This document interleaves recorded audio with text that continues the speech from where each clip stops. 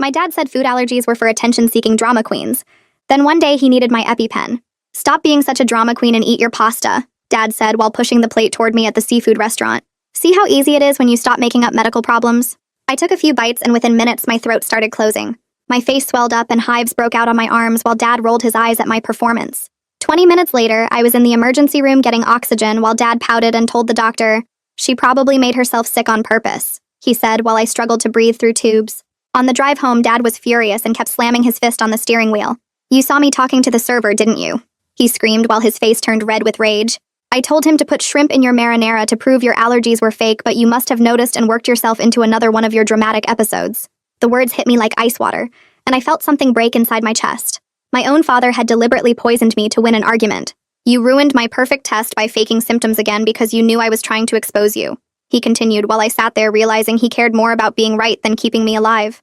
But then 6 weeks later, Dad came home from lunch looking panicked with his face swelling up. "Something's wrong with me," he wheezed while his throat made horrible sounds. I watched him experience the same terror I'd felt hundreds of times and felt this dark satisfaction blooming in my chest. I went to that seafood place and now I can't breathe. His lips were turning blue and he was clawing at his neck exactly like I used to do. "Are you sure you're not just being dramatic for attention?" I asked quietly while every cell in my body sang with vindication. "Maybe you're working yourself up into fake symptoms." Dad's eyes went wide with horror as I threw his cruelty back at him. "This is completely different," he gasped while collapsing on our kitchen floor. "I'm actually dying." I called the ambulance immediately because I wasn't a monster like him, but I savored every second of his panic. The paramedics rushed him to the same emergency room where he'd spent years calling me a liar. Watching him experience that same helpless terror felt like justice finally being served. The doctor confirmed Dad had developed a severe shellfish allergy, but Dad immediately started arguing. "I don't have food allergies because those are made up by attention seekers like my daughter," he told the doctor while still hooked up to oxygen. "This was just food poisoning or something normal that actually happens to real people." Dad refused to believe his diagnosis and kept ordering shrimp at restaurants to prove the doctors wrong. He'd come home with his face swollen and wheezing, but still insist it was just bad seafood or cross-contamination. "Food allergies aren't real," he'd gasp. He threw away his EpiPen and told everyone at work that doctors were trying to scam him into thinking he had the same made-up condition as his attention-seeking daughter. Dad's boss scheduled the annual company retreat at a famous seafood buffet, and Dad insisted on attending to prove his point. He loaded his plate with shrimp cocktail and crab cakes. "See how easy this is when you're not a lying teenager looking for sympathy," he announced before taking huge bites. Within minutes, his throat started closing, but he kept eating and telling everyone it was just spicy food. His boss had to call an ambulance when Dad collapsed, but he spent the ride to the hospital insisting he was fine, and this proved allergies were fake. After his third hospitalization, Dad had to admit defeat, so instead he decided to make his shellfish allergy his entire personality. He'd interrupt every conversation to talk about how serious his condition was and how he could die from the smallest exposure. But whenever I had a reaction, he'd roll his eyes and say I was copying him for attention. "My allergy is real and life-threatening," he'd tell anyone who'd listen. But teenage girls fake medical problems to get out of responsibilities, so don't fall for her act like these bleeding heart doctors do. His whole social circle got sick of his constant medical drama and started avoiding him. Dad would show up to gatherings with a huge medical kit and spend the entire time lecturing people about cross-contamination. "You don't understand how serious this is because you've never had a real allergy like mine," he'd say while people rolled their eyes. His golf buddies started calling him the most dramatic person they'd ever met and said he was worse than any teenage girl they knew. The satisfaction I felt watching him become everything he'd accused me of being was absolutely intoxicating. Dad lost his job when he couldn't stop talking about his medical needs during important meetings. His friends abandoned him for being insufferable about his allergy, while still insisting mine was fake. He'd call me crying about how unfair everyone was being, but in the same breath say I was still just an attention-seeking liar who was jealous of his real medical condition. But then Dad came home from another hospital visit looking different.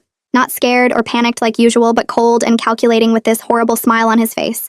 "I've been thinking about our whole situation," he said while blocking my bedroom door. "I realize there's only one way to make people see the difference between us." He stepped closer and I saw a knife glinting in his hand. I stood frozen in my bedroom doorway while my whole body screamed at me to run, but Dad was blocking the only exit. The knife caught the hallway light and my brain went into this weird survival mode where everything slowed down, but also sped up at the same time. My phone sat heavy in my back pocket, and I forced my voice to come out steady even though my throat felt tight. I asked him what he meant about proving the difference between us, and kept my eyes on his face instead of the knife. He started explaining in this calm voice that if I really had allergies like him, I would understand his suffering. But since I was faking everything I needed to be removed from the situation, so he could finally heal properly. His words sounded reasonable in his tone, but what he was saying was completely insane, and I realized he actually believed this logic made sense.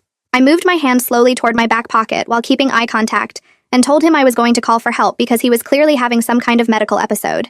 He laughed this awful hollow sound that made my skin crawl, and said the only medical episode here was my years of lying about allergies for attention. My fingers found my phone and I unlocked it by feel while talking to keep him focused on my face. I managed to open my voice recording app and hit record while holding the phone low at my side, and I kept asking him questions to get him talking. He started explaining how he had thought this through carefully over the past few weeks, and this was the only solution left. Dad took a step closer and I backed through my doorway into my room while telling him the ambulance helped him last time, and they could help again now. He shook his head and his expression got colder as he said he didn't need help. He needed to stop enabling my manipulation by removing the source of the problem. My recording was still going, and I heard him say clearly that I had poisoned this family with my lies, and now he was going to fix it permanently. Those exact words felt like ice water in my veins, but I forced myself to keep him talking and moving slowly. I asked what he meant by fixing it, and he stepped fully into my room while explaining that once I was gone, everyone would see his allergy was real and serious. I made my voice shake and asked him to please put the knife down, so we could talk about this properly. He actually paused like he was considering it, and I saw something flicker across his face. Then he turned and set the knife on the hallway table just outside my door, but he stayed blocking the doorway with his body. I realized he wasn't thinking clearly because he had just given me an opening by putting down the weapon. I told him I was scared and didn't understand what he wanted from me, buying myself time while my mind raced through options for getting past him. Dad's expression shifted to something that looked almost sad, and he said he never wanted it to come to this point. He explained that I had left him no choice by maintaining this allergy lie even after he proved it was fake at the restaurant. He started talking about how everyone had abandoned him because they believed my manipulation, how his whole life fell apart because I wouldn't just admit the truth. I edged slowly toward my window while he talked and calculated whether I could get it open and scream for help before he reached me. The window had a lock that stuck sometimes, and I wasn't sure I could move fast enough. My phone buzzed with a text in my hand, and Dad's attention snapped to it immediately. He demanded to know who I was talking to and took a step toward me. I lied and said it was just a school reminder about homework, but he didn't believe me. He lunged forward and grabbed for my phone, and I twisted away trying to keep it from him. His hand caught my upper arm hard enough that I knew it would bruise, and I heard myself yelling, "Let go of me." I was trying to break free without dropping the phone that was still recording everything, and his grip got tighter. Dad released me suddenly and stepped back, looking shocked at his own actions like he had just woken up from something. He started apologizing and saying he didn't mean to grab me like that. The stress of everything had him not thinking straight. I saw my chance and used that moment to bolt past him into the hallway. I grabbed my backpack from where it sat by the stairs and ran for the front door while he called after me that we needed to talk about this calmly. I heard his footsteps behind me, but I was faster, and I got the door open and ran outside into the street. I sprinted 3 houses down to where my friend's mom was getting mail from her mailbox at the curb. I was gasping and shaking when I reached her, and she immediately asked what was wrong while guiding me toward her house with her arm around my shoulders. I managed to get the words out that my dad had threatened me with a knife, and I needed to call the police. She pulled out her phone while ushering me inside to safety, and I felt my legs go weak as soon as we were through her door. She sat me down in her kitchen and called the emergency number while I tried to catch my breath and stop shaking. The police arrived within 6 minutes, and I was sitting in my friend's kitchen with a blanket around my shoulders, still shaking. 2 officers came inside and asked what happened, and I showed them the recording on my phone. They listened to Dad talking about removing me permanently and fixing the problem, and their expressions went serious and focused. One officer asked if he was still at the house and whether he had access to other weapons besides the knife. I told them about the knife on the hallway table, and that I didn't know what else he might have, and I realized this was really happening with no going back from this report. 2 officers went to my house while another one stayed with me taking my statement. I explained the whole history, starting with Dad deliberately poisoning me at the seafood restaurant 6 months ago. I told them about his own allergy development and how he denied it at first, then made it his whole personality. I described his escalating behavior and obsession with proving my allergies were fake, even while managing his own. I explained tonight's confrontation with the knife and his words about permanently fixing the problem. The officer wrote everything down in his notebook and asked if I had anywhere safe to stay tonight. I immediately thought of Aunt Anne, who had been trying to help me for weeks, and told him I could call her. The officer told me to go ahead and make the call while they checked on the situation at my house. I pulled up Aunt Anne's contact, and my hands shook so bad I almost dropped the phone, but I managed to hit the call button. She answered on the first ring, and I barely got the words out before she cut me off, saying she was coming right now and to stay where I was safe. The officer who stayed with me brought me a glass of water and asked more questions about Dad's recent behavior while we waited for the other officers to return. About 20 minutes later, the 2 officers came back through the front door and sat down at the kitchen table with serious expressions on their faces. They explained that Dad had denied everything when they questioned him at the house. He told them I was making it all up for attention, and that the knife had just been sitting on the hallway table from dinner prep earlier. He insisted he never threatened me, and that I was a dramatic teenager who invented medical problems, and now apparently invented safety concerns too. But then the officer said they had looked at my bedroom door frame where I told them I braced myself against it when Dad grabbed my arm. The wood showed fresh stress marks and scratches that matched my description of pushing back against the frame.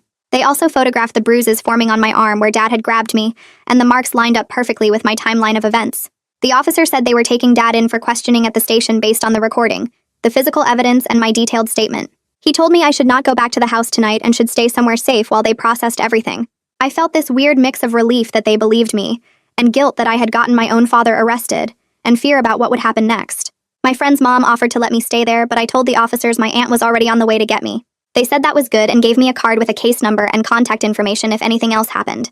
40 minutes after I called her, Aunt Anne pulled up outside, and I had never been so grateful to see anyone in my entire life. She rushed inside and pulled me into this tight hug that made me start crying even though I had been holding it together until then. She smoothed my hair back and promised we would figure this out together, and that I was safe now. She told me she would not let Dad near me again, and I believed her because she had been trying to help me deal with his behavior for weeks already. The officers spoke with Aunt Anne privately for a few minutes and gave her paperwork and information, while I sat on the couch feeling completely drained. Then we got in her car and drove to her house across town, and I watched my neighborhood disappear in the side mirror. That night at Aunt Anne's house, I lay in her guest bed staring at the ceiling and barely sleeping. I kept replaying the whole confrontation in my head, and wondering if maybe I had overreacted or misunderstood what Dad meant. Maybe he was just having a bad day, and I made it worse by running away and calling the police. Maybe I destroyed our family over nothing. But then I pulled out my phone and listened to the recording again in the dark. I heard Dad's voice talking about removing me permanently and fixing the problem, and there was this coldness in his tone that made my skin crawl all over again. I knew right then that I had done the right thing by getting out and getting help. Aunt Anne must have heard me moving around because she knocked softly and asked if I was okay. We sat together in the guest room and made a plan for the next day. She said I should go to the school to maintain my normal routine, and that I needed to talk to my school counselor right away about what happened. We agreed she would drive me to the school early, so I could meet with the counselor before classes started. The next morning, I felt like I was moving through fog as Aunt Anne drove me to campus. I went straight to the counseling office before first period and asked the secretary if I could see Rosanna Adams immediately. She must have seen something in my face because she went to get Rosanna right away without asking questions. Rosanna brought me into her office and closed the door, and I pulled out my phone with shaking hands. I showed her the recording and explained everything that had happened the night before with Dad and the knife, and running to the neighbor and the police coming. Rosanna went pale as she listened, but she stayed calm and professional the whole time. She told me she was mandated to report this and asked if I was safe right now. I explained about staying with Aunt Anne and the police involvement and Dad being taken in for questioning. Rosanna nodded and said she was going to make some calls and asked me to wait in her office. She stepped out into the hallway and I could hear her talking on the phone in this serious, quiet voice. She came back in about 10 minutes later and said a detective would be coming to the school to interview me and take an official statement. Within an hour, there was a knock on the office door, and this man in his 40s walked in wearing plain clothes and carrying a notebook. Rosanna introduced him as Detective Philip Gordon, and he had these kind eyes, but his whole manner was serious and focused. He sat down across from me and asked me to start from the beginning and tell him everything. I played the recording for him, and he listened to it 3 times while taking notes in his notebook. He asked specific questions about the timeline and the knife and Dad's exact words and my escape route. Then he explained that what Dad said on the recording combined with the knife and the physical contact could be charged as assault and terroristic threats. But he said they needed to build a strong case because family situations were complicated, and defense lawyers would try to minimize everything. He asked if I had any other evidence of Dad's behavior over time. I told him about the hospital records from when Dad deliberately poisoned me at the restaurant 6 months ago. I explained how he admitted to telling the server to put shrimp in my food to prove my allergies were fake. I described all his subsequent allergic reactions and his denial of his own diagnosis, and how he made his allergy his whole personality while still insisting mine was fake. Detective Gordon wrote everything down and nodded like this was important information. He said medical documentation would be crucial for showing a pattern of behavior. Then he asked if I would be willing to keep a detailed log of any contact or incidents going forward. I agreed immediately because finally someone was taking this seriously and giving me actual things I could do instead of just being scared. That afternoon, I returned home with Aunt Anne and a police escort to gather my essential belongings. Dad was not there, and the house felt empty and wrong, like a place I used to know but did not recognize anymore. I moved through the rooms quickly grabbing clothes and school supplies and my medications and my laptop. Aunt Anne worked efficiently beside me and we were packed and out in 20 minutes flat. Back at Aunt Anne's house, I set up my stuff in the guest room and tried to do homework, but I could not focus. That evening, my phone started buzzing with calls and texts from Dad. The messages alternated between apologetic ones saying he was stressed and did not mean anything, and angry ones accusing me of ruining his life with my lies. Detective Gordon had warned me this would happen and told me not to respond but to save everything. I took screenshots of every message and started the detailed log he had asked for with timestamps and exact wording. It felt good to have a system and concrete actions to take instead of just reacting in fear. The next few days settled into this strange new routine at Aunt Anne's house. I went to the school and attended my classes and met with Rosanna twice a week to process everything. I spent evenings doing homework and updating my incident log with any new messages or contact attempts from Dad. Dad continued the cycle of apologetic and angry messages, and one day he tried to show up at the school during lunch. Security escorted him off campus immediately and documented the whole incident. Each thing got logged and each piece of evidence got saved, and slowly I started to feel less powerless, and more like I had some control over the situation. A week after the knife incident, Detective Gordon called my phone. He said they were moving forward with pursuing charges, but they needed more evidence to make them stick in court. He explained that Dad's lawyer was already claiming mental health crisis and temporary stress, and trying to frame it as a one-time incident that did not represent any real danger. I told Gordon about the years of medical gaslighting starting from when I was little, and the deliberate poisoning at the restaurant. He said we needed to document that whole pattern clearly with medical records and witness statements to show this was not just one bad moment, but part of a long history of harmful behavior toward me. The next morning I called Dr. Pearson's office and explained I needed copies of my medical records for a legal case. The receptionist scheduled me for that afternoon, and I showed up with Aunt Anne for support.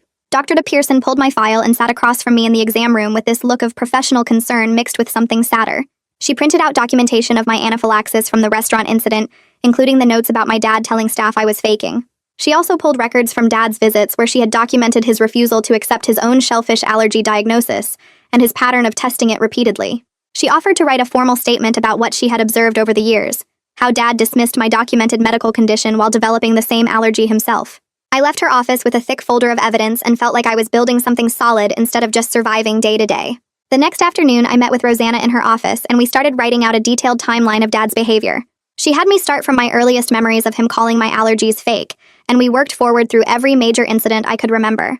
It took 3 sessions spread across a week because I kept remembering new things, like the time he threw away my EpiPen in middle school, or when he told my teacher I was lying about needing accommodations. Seeing it all written out in chronological order made me realize this had been building for years, not just the recent escalation.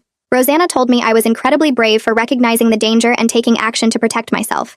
Something about hearing that from an adult who actually believed me made me start thinking maybe I wasn't crazy or overreacting like Dad always said. 2 weeks after moving in with Aunt Anne, I was doing homework in the guest room when I heard loud banging on the front door. Dad's voice came through yelling that I needed to come home right now and stop this nonsense. Aunt Anne appeared in my doorway and told me to stay in the room while she handled it. I grabbed my phone and started recording as Dad shouted about how he was my father and had rights. He kept saying I was tearing the family apart with my lies, and that I was being dramatic as usual. Aunt Anne called the police while I sat there recording every word through the door. The police arrived fast and I heard them talking to Dad outside, then heard him arguing with them. One officer came inside and asked if we were okay while his partner dealt with Dad. 20 minutes later, Detective Gordon called to explain what happened. Dad had been arrested for violating a no-contact order that I didn't even know existed.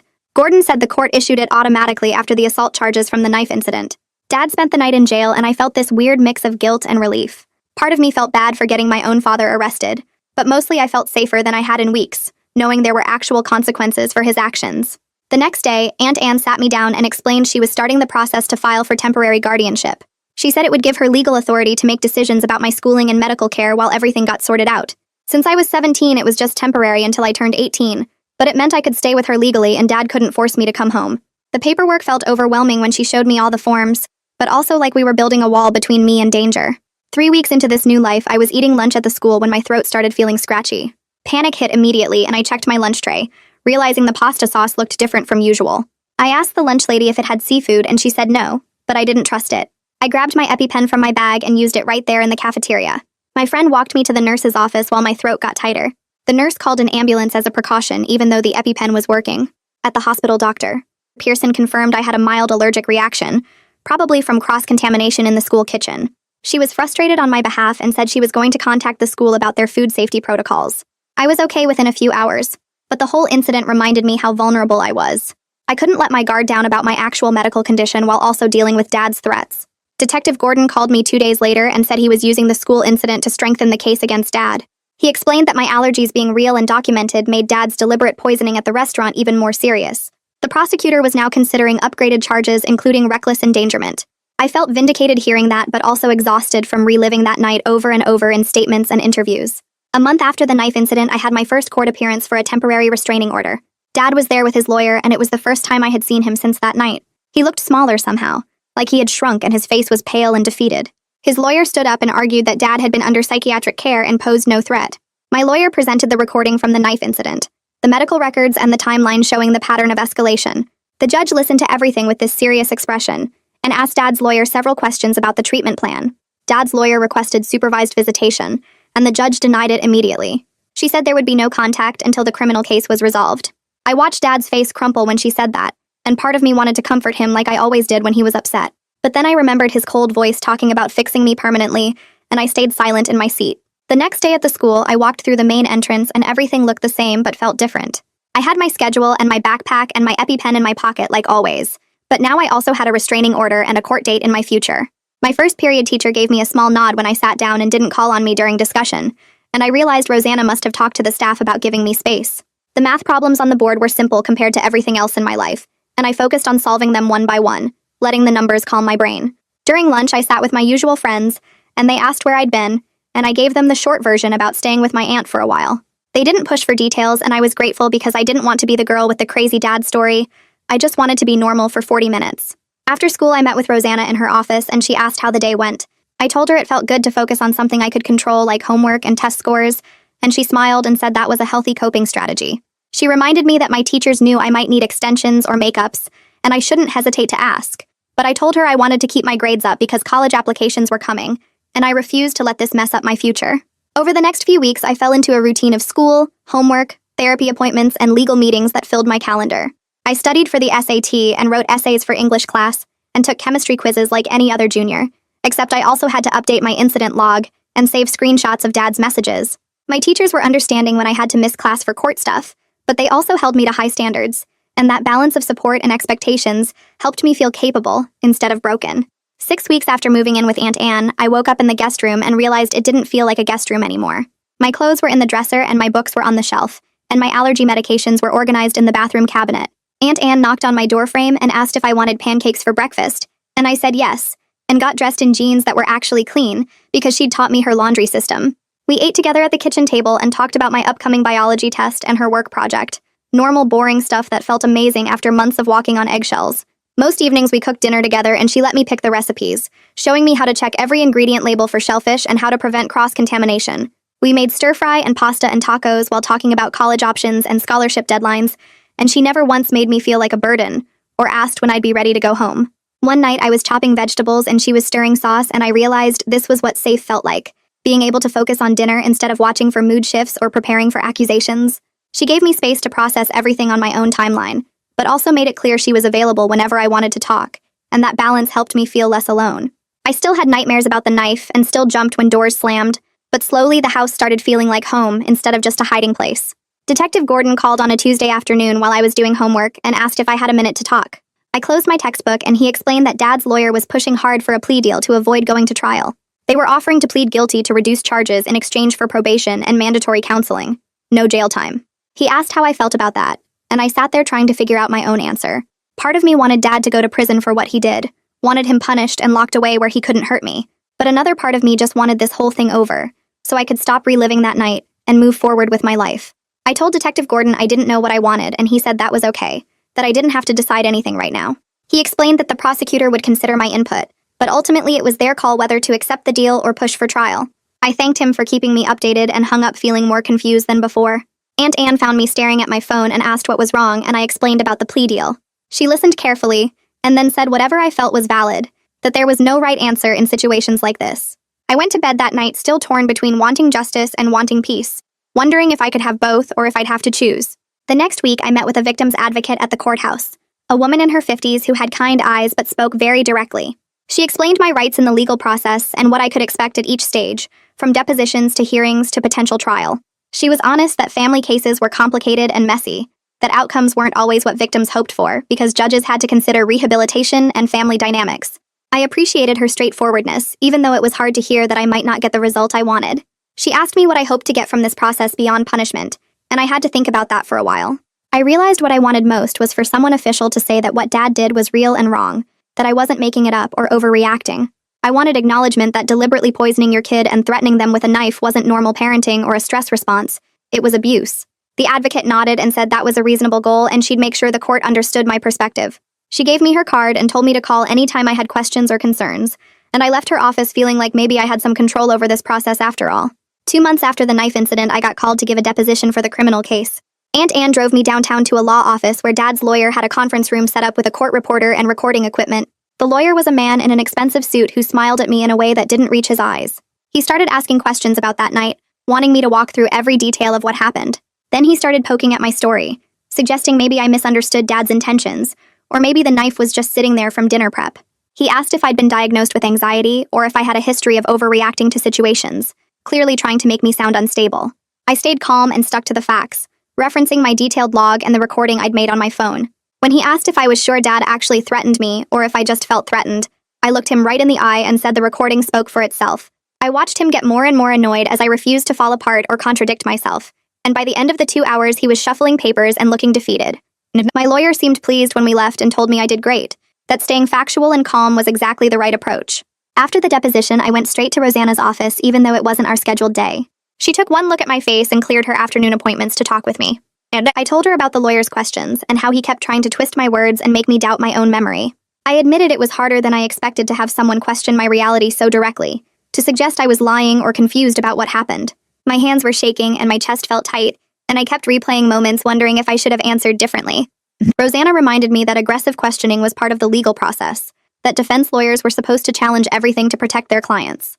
She said it didn't mean anyone actually believed I was lying. It was just their job to create doubt. She asked me to breathe slowly with her, and we did some grounding exercises until my heart rate came down. By the time I left her office an hour later, I felt proud that I'd held my ground under pressure, that I hadn't let Dad's lawyer shake my truth. I texted Detective Gordon to let him know it went okay, and he responded immediately saying he'd heard good things from my lawyer. 3 months after moving in with Aunt Anne, we had a court hearing to make her guardianship official until I turned 18 in 7 months. Dad's lawyer tried to contest it, arguing that Dad was in treatment and should maintain parental rights. But the judge reviewed all the evidence, including the recording, the medical records, and the incident log showing Dad's pattern of behavior. She asked Dad's lawyer several pointed questions about the treatment plan and supervision that would be in place if I returned home. When the lawyer couldn't give satisfactory answers, the judge ruled that it was in my best interest to remain with Aunt Anne. I felt this weird mix of relief and grief sitting in that courtroom. Relief that the decision was made and I wouldn't be forced back into that house. But also grief because having a judge officially remove me from my dad's custody felt like losing my father for real, making permanent something I'd hoped might somehow get fixed. Aunt Anne squeezed my hand as we left the courthouse and I squeezed back, grateful that at least I had her. That night, I lay in bed staring at the ceiling and let myself cry for the dad I used to have before allergies and obsession and knives, the dad who used to read me bedtime stories and help with homework. Then I dried my eyes and reminded myself that version of Dad was gone, and the current version had made his choices. The following week, the school called a meeting with me, Aunt Anne, the principal, and the nurse to implement a formal 504 plan for my allergies. They created protocols for the cafeteria to prevent cross-contamination, procedures for field trips and school events, and emergency response plans if I had a reaction. The school nurse got backup EpiPens and my inhaler for her office, and my teachers all received training on recognizing the signs of anaphylaxis. It felt strange but good to have this institutional support system in place, people whose job it was to keep me safe instead of dismissing my needs. For years, I'd managed my allergies mostly alone, reading every label and asking careful questions and carrying my medications everywhere because Dad acted like it was all fake. Now I had a whole team of adults who took it seriously and had my back. The cafeteria manager personally walked me through their new protocols and gave me her direct number to call with any concerns. My teachers started asking if foods were safe before classroom celebrations, instead of just assuming I could eat everything. I realized this was what normal looked like, what it felt like when people believed your medical condition was real. Around the same time, Dad started sending letters through his lawyer. The first one arrived in a plain envelope and I almost threw it away without opening it, but Detective Gordon had told me to save any contact as evidence. I read it sitting at Aunt Anne's kitchen table and felt my stomach turn. It was 3 pages of rambling about how he never meant to hurt me, how he was just trying to help me overcome my psychological dependence on the allergy diagnosis. He wrote about how society was making people think they had medical problems, when really they just needed to be stronger. He said he understood now that his approach was wrong, but he still believed my allergies were mostly in my head, that I'd convinced myself they were real through years of attention-seeking. The letter made my skin crawl because it showed he still didn't get it, still thought after everything that my allergies were fake. More letters came over the following weeks, each one similar, and I saved them all in a folder without responding. Detective Gordon looked through them and said they were perfect evidence of Dad's continued denial, that they actually helped the case by showing his lack of real understanding or remorse. 4 months after that night with the knife, the prosecutor called with a final plea deal offer. Dad would plead guilty to assault and reckless endangerment, get 3 years probation with strict conditions, mandatory weekly counseling, and the restraining order would become permanent. No jail time, but a criminal record that would follow him. The prosecutor explained that taking it to trial was risky because family cases were unpredictable, and juries sometimes sympathized with parents. This deal guaranteed consequences and protection, even if it wasn't prison. The victim's advocate called me separately, and said I could submit a victim impact statement whether Dad took the deal or not, that the judge would read it either way. I had a week to decide how I felt about the offer and what I wanted to say. I spent that week thinking about what justice meant to me, whether punishment or safety mattered more, and what I needed to move forward with my life. I sat down at Aunt Anne's kitchen table with a blank notebook and started writing my victim impact statement.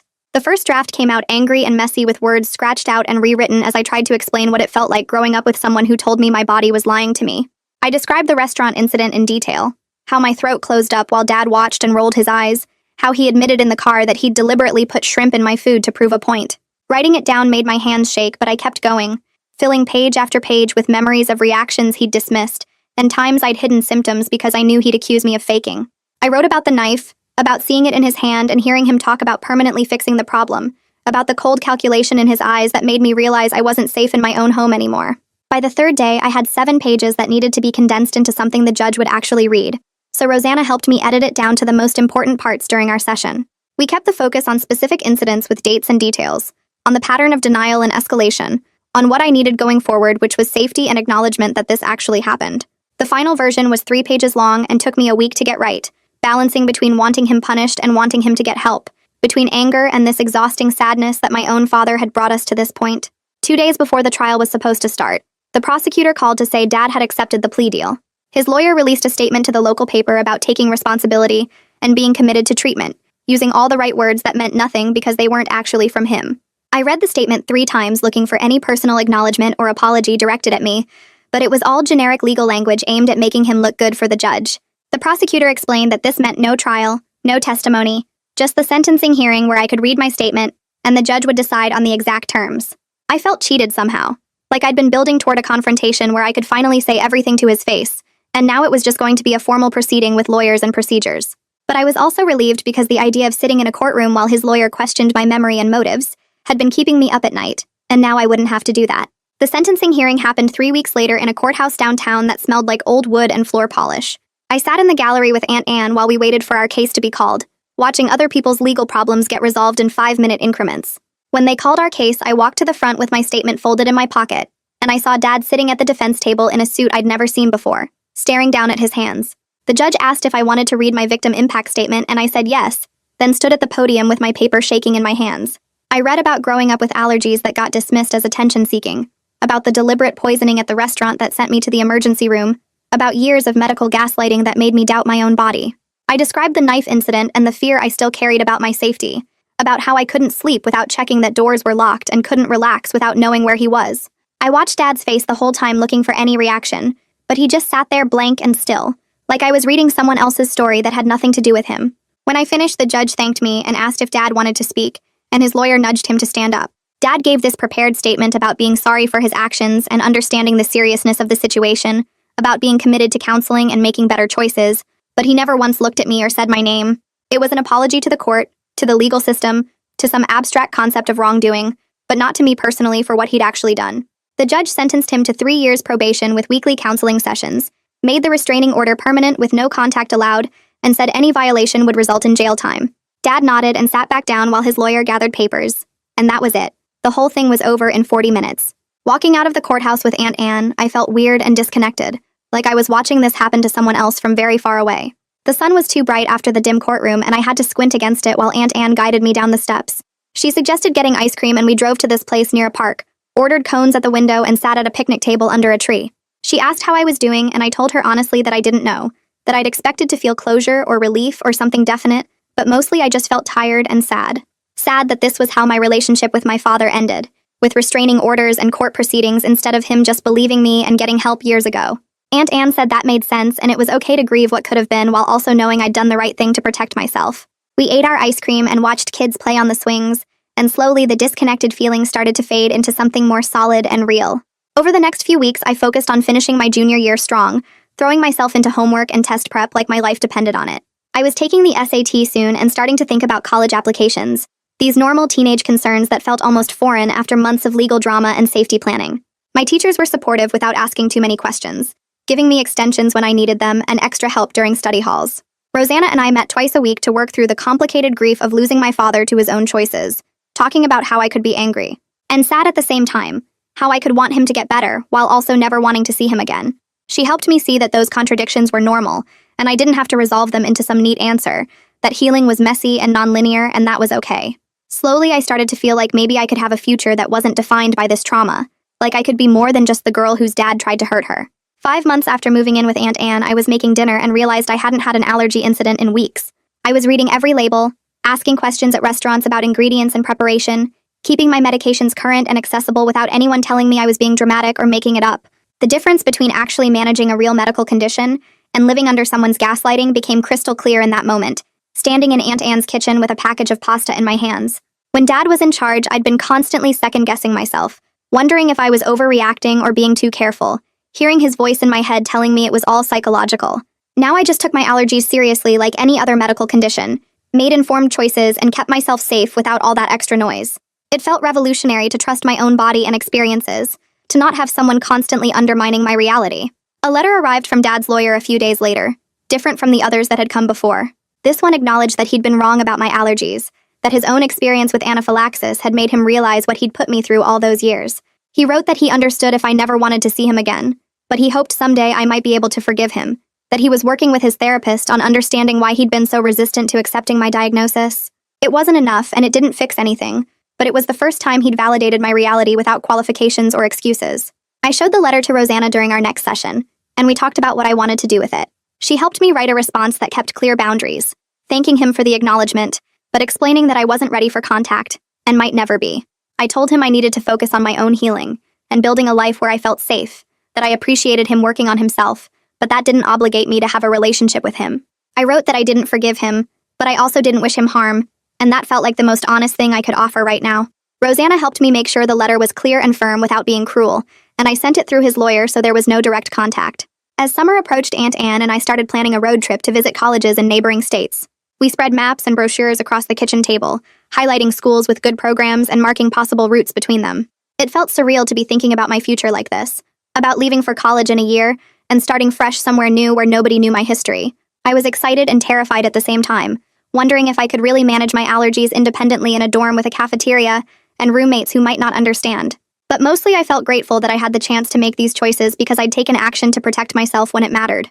6 months after the knife incident, I started seeing a therapist who worked specifically with family trauma, someone Rosanna had recommended who had experience with medical abuse and parental gaslighting. We met every week in her office that had comfortable chairs and soft lighting, working through the complicated feelings about Dad and what had happened. She helped me understand that my anger was valid, that my grief was real, that wanting safety didn't make me a bad daughter. We practiced skills for managing anxiety about my safety, for building healthy relationships, for recognizing red flags in how people treated me. She explained that healing wasn't a straight line, that some days would be harder than others, that triggers might pop up when I least expected them. But she also showed me that I was already making progress, that I'd built a support system and learned to advocate for myself, and developed the strength to set boundaries. The work was hard, and sometimes I left sessions feeling worse before I felt better, but I kept going because I knew it mattered, because I deserved to heal from what had been done to me. School ended in June, and I started working at a small bookstore downtown 3 days later. The owner hired me after a quick interview where I talked about loving to read and needing summer employment, and she didn't ask about my personal life or why I was living with my aunt. I showed up for my first shift in jeans and the store t-shirt they gave me, and spent 8 hours shelving books and helping customers find titles they were looking for. My coworkers were college students and other high school kids, and to them I was just another teenager earning money for the summer. Nobody knew about Dad or the knife or the court case, and that freedom felt amazing. I could joke around while sorting inventory and recommend my favorite books to customers without anyone treating me like I was fragile or damaged. The work was simple and repetitive in a good way, scanning books and organizing shelves and operating the cash register. I learned the store layout quickly and got good at suggesting similar titles when customers asked for recommendations. My manager praised my customer service skills and gave me more hours, and I felt proud that I was succeeding at something completely normal. During my breaks, I'd sit in the back room eating snacks and scrolling through my phone, listening to my coworkers talk about their summer plans and college classes. They invited me to a movie night, and I went. Sitting in someone's basement watching comedies and eating pizza, I'd carefully checked for allergens. It was the most normal teenage experience I'd had in years, and I soaked up every moment of it. 7 months after moving in with Aunt Anne, I turned 18 on a Wednesday in July. She took the day off work, and we spent the morning making pancakes together while she told embarrassing stories about my mom when they were kids. In the afternoon, some friends from the school came over, and we had cake and opened presents in the backyard. They gave me gift cards and books and a necklace, and we laughed about stupid inside jokes from the school year. I felt genuinely happy for the first time in months, surrounded by people who cared about me and weren't connected to all the trauma. Aunt Anne gave me a laptop for college with a card that said she was proud of me, and I cried a little, but in a good way. We ordered Chinese food for dinner and watched movies until late, and when everyone left, I helped Aunt Anne clean up the kitchen. She asked if I'd had a good birthday, and I told her it was perfect, that I felt like a normal person for once instead of someone defined by what happened to me. She hugged me and said I'd always been a normal person. I just hadn't been treated like one. That night, lying in bed, I thought about how different this birthday was from the ones before, when Dad would minimize any celebration and make everything about him. I'd built a life that wasn't centered on fear or survival anymore, and that realization made me feel powerful. Detective Gordon called a week after my birthday to check in like he did every month. He asked how I was doing, and I told him about the bookstore job and turning 18. He said he was glad to hear I was doing well, and that Dad was complying with all his probation terms. Dad was attending counseling every week, and hadn't tried to contact me or come near Aunt Anne's house since that night he got arrested. Detective Gordon explained that sometimes this was the best outcome we could hope for in these situations, safety and distance even if there wasn't reconciliation. He said the restraining order was still in effect, and would be for years, and Dad knew there would be serious consequences if he violated it. I thanked him for everything he'd done to help me, for taking me seriously and guiding me through the evidence collection process.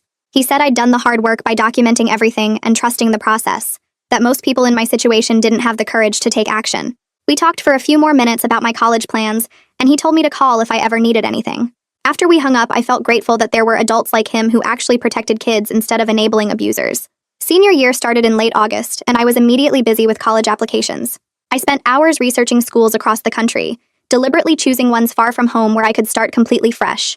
Aunt Anne helped me with the application essays, and we spread all the materials across the kitchen table, highlighting deadlines and requirements. I wrote about overcoming adversity without going into specific details, focusing on resilience and independence. We talked about what living on my own would look like, managing my allergies in a dorm with a cafeteria and roommates who might not understand. I felt nervous about it, but also confident that I had the skills and knowledge to keep myself safe now. I knew how to read labels and ask questions and advocate for my medical needs without second-guessing myself. Aunt Anne helped me research schools with good dining services and strong disability support offices. I made spreadsheets comparing financial aid packages and campus resources, treating the process like a project I could control. My school counselor wrote me a strong recommendation letter, and Rosanna did too, both of them emphasizing my strength and determination. I submitted 8 applications by October, each one feeling like a step toward freedom and possibility. 8 months after the knife incident, I was grocery shopping with Aunt Anne when I ran into one of Dad's former co-workers in the produce section. She recognized me immediately, and her expression shifted to something between concern and relief. She asked how I was doing, and I could tell from her tone that she knew something about what had happened. I said I was doing well and living with my aunt now, keeping my answer brief and neutral. She glanced around like she was checking if anyone could hear us, then told me quietly that she was glad I was safe. She said she'd always thought Dad's behavior was concerning, but hadn't known how to help or what to do about it. She mentioned how he'd become obsessed with his allergy at work, and made everything uncomfortable, and how people had noticed he treated me badly when I visited the office. Her validation meant more than I expected because it confirmed I wasn't crazy, that other people had seen the problems too. She wished me luck with everything and we parted ways, but I felt lighter somehow.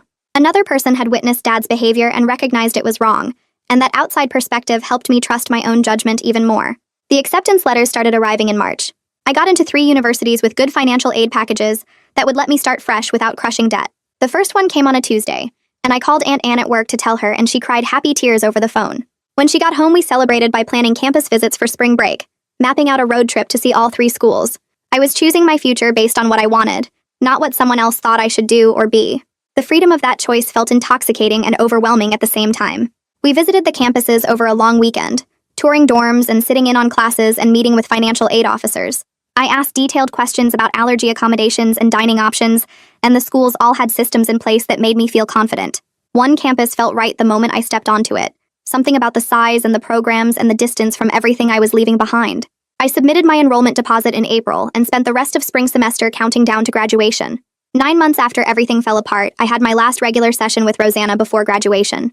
We sat in her familiar office with the comfortable chairs, and I realized how much had changed since that first meeting. She told me she was proud of how far I'd come, and reminded me that I'd saved my own life by recognizing danger and taking action.